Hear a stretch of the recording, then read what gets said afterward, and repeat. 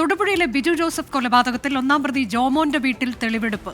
മറ്റ് പ്രതികളുമായാണ് പോലീസിന്റെ തെളിവെടുപ്പ്. ബിജുവിനെ കൊലപ്പെടുത്തിയ ശേഷം മരണം ഉറപ്പിക്കാൻ ദേഹപരിശോധന നടത്തിയത് ജോമോന്റെ വീട്ടിലാണ്. രാഹുൽ വിജയൻ വിവരങ്ങളുമായി. രാഹുൽ, തെളിവെടുപ്പ് തുടരുകയാണോ? അനുജ, തെളിവെടുപ്പ് തുടരുകയാണ്. ഈ ജോമോനെ തട്ടിക്കൊണ്ടുപോയതിനു ശേഷം ഈ വാനിൽ വെച്ച് ക്രൂരമായി ഈ പ്രതികൾ മർദ്ദിച്ചിരുന്നു, ബിജുവിനെ മർദ്ദിച്ചിരുന്നു. അതിനുശേഷം ഈ ജോമോന്റെ, അതായത് ഒന്നാം പ്രതിയായിട്ടുള്ള ജോമോന്റെ വീട്ടിലേക്കാണ് ഈ ബിജുവിനെ തട്ടിക്കൊണ്ട് പോകുന്ന. ആദ്യം അവിടെ വെച്ച് മരണം ഉറപ്പിക്കുന്നതിന് വേണ്ടി ദേഹപരിശോധന നടത്തിയിരുന്നു എന്നുള്ളതാണ് അറിയാൻ കഴിയുന്നത്. അതിനുശേഷം ഈ രണ്ടാം പ്രതിയായിട്ടുള്ള ആഷിഖ് ബിജുവിനെ കുത്തി പരിക്കേൽപ്പിച്ചിരുന്നു. ചോര ഉൾപ്പെടെ വാഹനത്തിലുണ്ടായിരുന്നു. ആ വാഹനത്തിനുള്ളിലെ ചോര തുടയ്ക്കാൻ വേണ്ടി അവിടെ നിന്നുള്ള ഒരു ഷർട്ട് കൂടി എടുത്തിരുന്നു എന്നുള്ളതാണ് പോലീസ് സംഘം കണ്ടെത്തിയിരിക്കുന്നത്. ആ തെളിവുകൾ ഉൾപ്പെടെ ശേഖരിക്കുന്നതിന്റെ ഭാഗമായിട്ടും അതുപോലെ തന്നെ ശാസ്ത്രീയ തെളിവുകൾ ശേഖരിക്കുന്ന വിരലടയാളം ഉൾപ്പെടെ ശേഖരിക്കുന്നതിന് വേണ്ടിയാണ് ഇന്നത്തെ തെളിവെടുപ്പ് എന്നുള്ളതാണ് മനസ്സിലാക്കാനും കഴിയുന്നത്.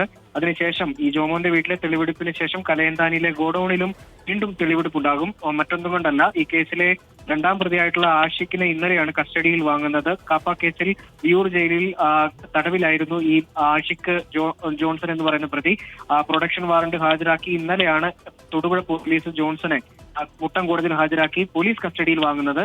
അതിനുശേഷമുള്ള തെളിവെടുപ്പാണ് ഇപ്പോൾ നടക്കുന്നത്. ഇന്ന് ഈ കേസിലെ മറ്റ് 3 പ്രതികൾ ജോമോൻ, ജോമിൻ, മുഹമ്മദ് അസ്ലം എന്നിവരുടെ കസ്റ്റഡി കാലാവധി അവസാനിക്കുകയാണ്. അവരെ ഇന്ന് കോടതിയിൽ ഹാജരാക്കുകയും ചെയ്യും. തുടർന്ന് കസ്റ്റഡിയിൽ വാങ്ങണോ എന്നുള്ള കാര്യത്തിൽ തീരുമാനമായിട്ടില്ല.